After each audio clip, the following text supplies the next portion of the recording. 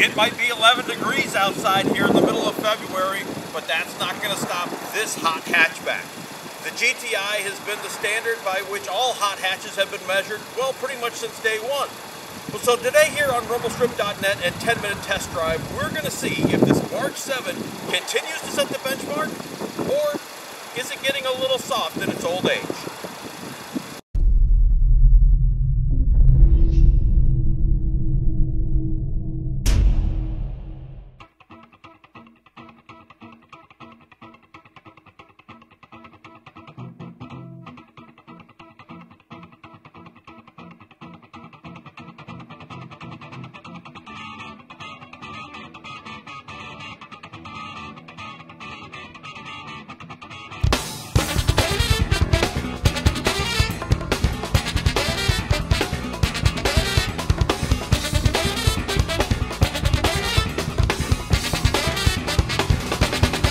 So we've been at this reviewing thing for about 6 years now, and funny enough, this is the first time we've actually had a chance to drive the Volkswagen GTI.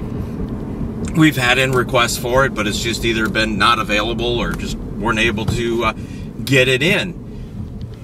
We drove about 4 months ago the standard base version, literally a base version with no options, Golf S, and thought it was really quite good, decent value.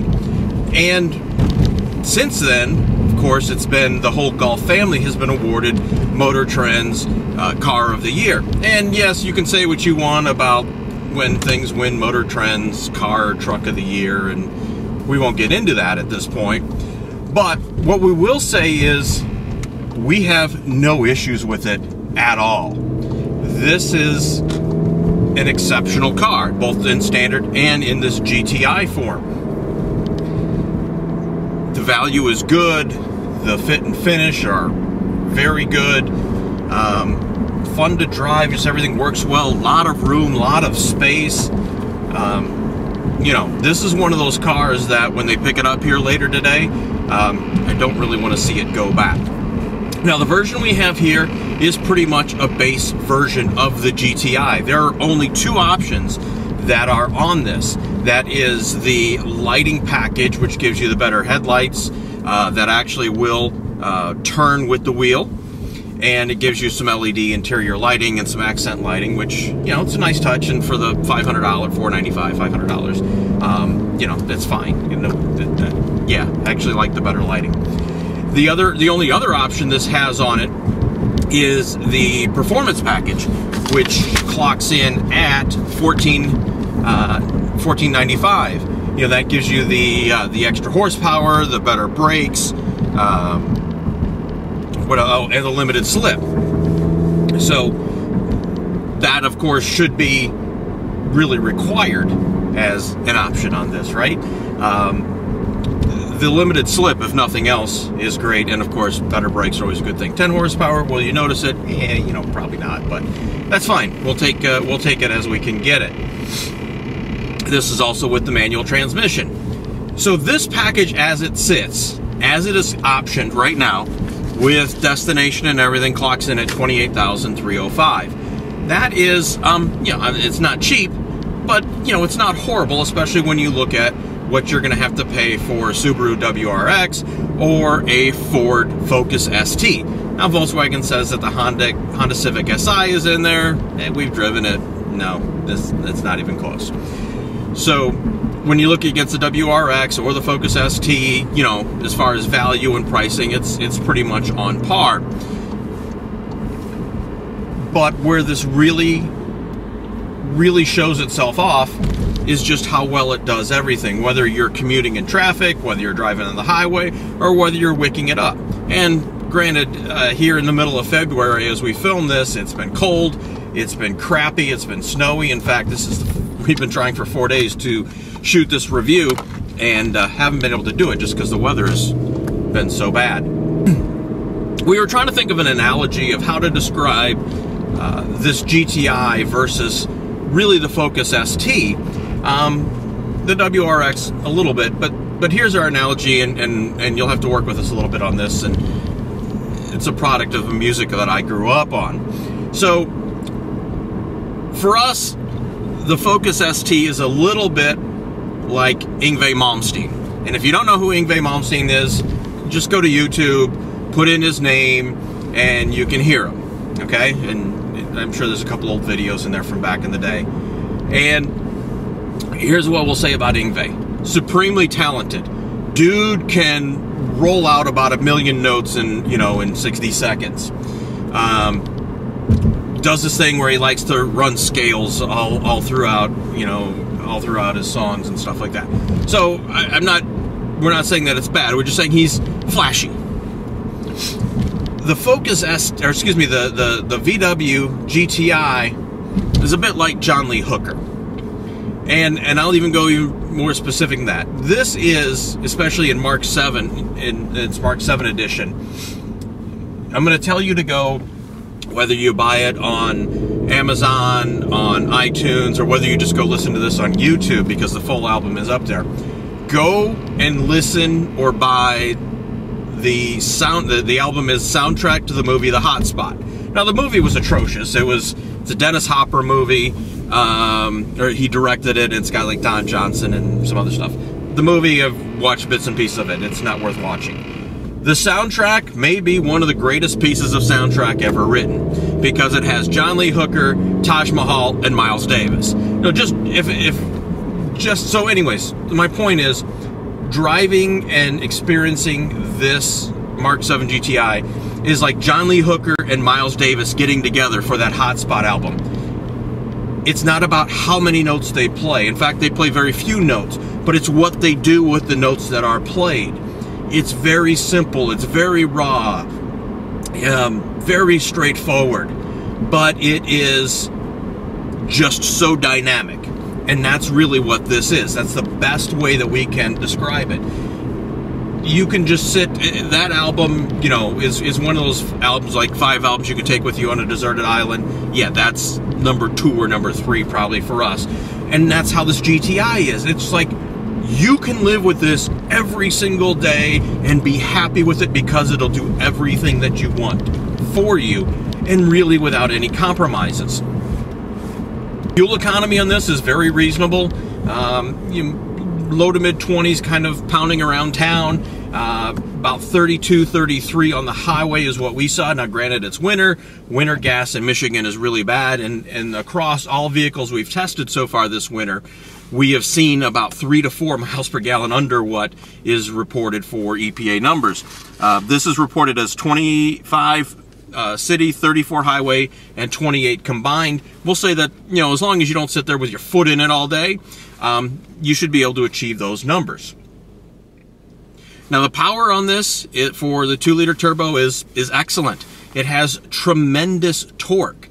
You really do not feel any turbo lag. You can lug this down at 1500 or 2000 RPM, step on the gas, and let's say 2nd or 3rd gear as you're lugging it around perhaps, and it just pulls away. You're not waiting for the turbo to spool. It just goes. So we have enjoyed that. It feels like a bigger, naturally aspirated engine. You do have the opportunity in here to adjust some settings. There is a normal, there's a sport, and there's a custom. You can adjust how the engine response is, the steering. Actually, it changes the exhaust tone as well. That's, kind of cute. It's nice. You definitely notice the exhaust. And then again, just because the pavement's so cold, we've been dealing with barely in the double-digit temperatures, pounding around trying to see, is it any better? It's a little bit difficult, but it's a nice option to have. Love the interior in this, especially as it sits here in the space trim with the cloth seats and the tartan insets in front and back. It's just classic GTI, and we like it. And if you spec it up so that you get maybe some of the things you think you'd want, like the Fender audio, proximity key, a few of the other options, you can get that, but then it starts coming with like leather inserts and things like that. And the downside for us is that it comes with a big glass sunroof. Now, I'm not saying anything against sunroofs. I actually like them a lot and enjoy the extra light that comes in.